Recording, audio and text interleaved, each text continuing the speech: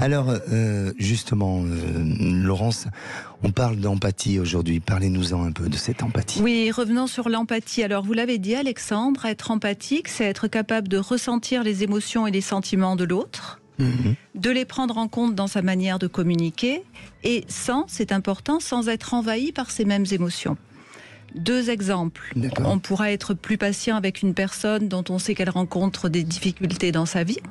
La patience est une preuve d'empathie, ou rester silencieux si on sent que l'autre a besoin de paix intérieure. Être empathique, c'est pas toujours parler, et parfois c'est le silence.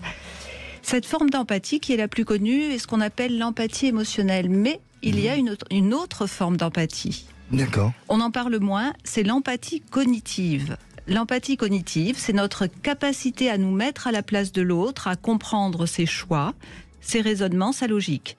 Ça ne signifie pas qu'on va être systématiquement d'accord avec l'autre, mais on va accepter le fait que l'autre pourra penser ou agir différemment de nous.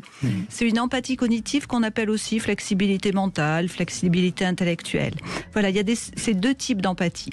Alors, on pourrait dire que le contraire de l'empathie, c'est la froideur, la distance, l'insensibilité. Je vais y arriver. Oui, vous y arrivez. Voilà, mais c'est vrai, en même temps, c'est pas tout à fait vrai. Il faut faire attention, car il y a des personnes qui vont paraître froides, distantes, parce qu'elles n'expriment pas ou peu leurs émotions, et qui en réalité vont être intérieurement très sensibles. Et je vais même dire parfois plus sensibles que des personnes expressives. D'accord. Donc, et qui sont empathiques à leur manière.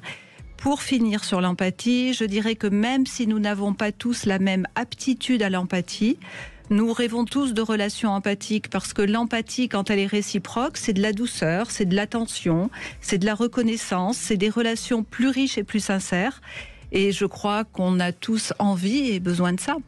Oui, effectivement. Alors, un conseil pour développer justement l'empathie ? Oui, alors un conseil ou quelques illustrations peut-être qui montrent que l'empathie peut s'exprimer au quotidien de manière très simple. Par exemple, plutôt que de dire le matin à la volée « ça va » à quelqu'un qu'on connaît, c'est poser la question « comment vas-tu » et prendre le temps d'écouter la réponse. Alors c'est sûr, ça va prendre du temps, mais ça va commencer à créer une relation beaucoup plus riche. Autre exemple, se souvenir des personnes, des prénoms des personnes que l'on rencontre, des nouvelles personnes. C'est le signe, certes, qu'on a de la mémoire, mais c'est aussi le signe qu'on est en contact avec l'autre. Un troisième exemple, tenir la porte en sortant d'un magasin, c'est un geste tout simple, mais c'est un geste empathique.